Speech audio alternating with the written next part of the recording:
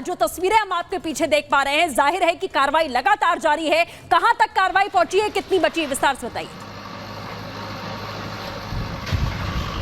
देखिए सृष्टि, मैं आपको बताऊं, अभी यहां फिलहाल आज तो कोई कार्रवाई नहीं हुई, क्योंकि योगी आदित्यनाथ के सीएमओ दफ्तर की तरफ से एक पोस्ट किया गया था एक्स में, उसके बाद यहां सरगर्मी बढ़ी है। मैं जहां पे खड़ा हूं इस इलाके को आपको बता दूं, ये रामगंगा है, और मैं जहां हूं ये नदी के बीचों बीच में खड़ा हूं, लेकिन नदी जो है रामगंगा सक्रिय हो गई है। इसकी हालत आप देखिए, और ये सिर्फ हुआ है तो इंक्रोचमेंट अतिक्रमण की वजह से नाले में तब्दील होता जा रहा है नदी, और इसकी वजह देखिए मेरे बाईं तरफ कैमरामैन अभिषेक आपको दिखाएंगे, ये सारा इंक्रोचमेंट है, अतिक्रमण है। और हाल के दिनों में यह तोड़फोड़ भी की गई थी, मैरिज हॉल भी था जिसे यहां से तोड़ा गया, जमींदोज किया गया, लेकिन उसके बावजूद ये तमाम जो घर हैं ये आपको नदी के दायरे में ही। कहा यह जाता था कि यहां से 200 मीटर तक कोई घर नहीं हुआ करता था, लेकिन आज देखिए 15 मीटर के दायरे के अंदर नदी आ गई है, यानी ये इंक्रोचमेंट लगातार है। टावर तक बना दिए गए, देखिए मेरे दाहिनी तरफ कई किलोमीटर आगे तक इंक्रोचमेंट है, और मेरी बाईं तरफ एक पुल है, और पुल के पीछे जो है वहां भी इंक्रोचमेंट है।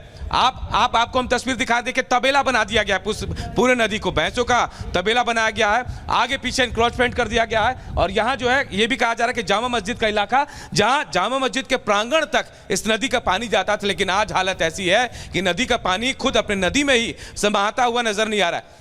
लेकिन हम आपको ये बता रहे हैं, ये दिखा रहे हैं तस्वीरें कि कभी भी यहां एक्शन शुरू हो सकता है। मुख्यमंत्री के निर्देश के बाद अब नोटिस देने के पहले प्रोसेस जो है, प्रक्रिया शुरू होगी, उसके बाद यहां भी शायद बुलडोजर गरजेंगे।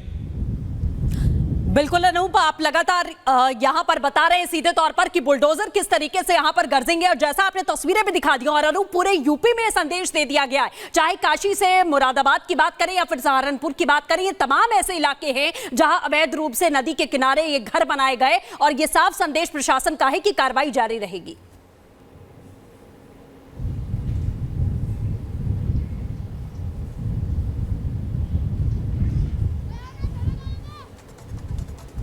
चलिए, लग रहा है अनूप से संपर्क नहीं। बिल्कुल जो आप कह रही हैं, बिल्कुल यही होना है।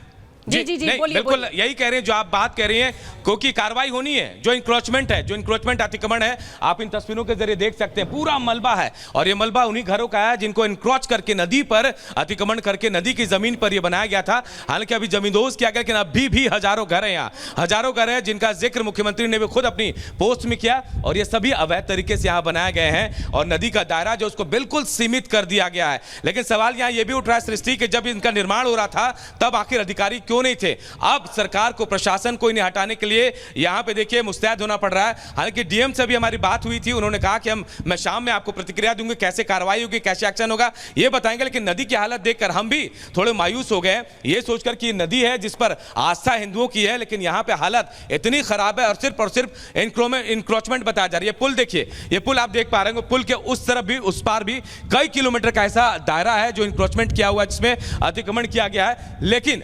आज वहां भी घर ऐसे बने हुए हैं, लोग वहां से हटने को तैयार नहीं। हो सकता है उनको नोटिस दिया जाए, नोटिस देने के बाद भी अगर वो यहां से नहीं हटे तो उन पर कार्रवाई होगी। सृष्टि, बिल्कुल, और यहां पर हम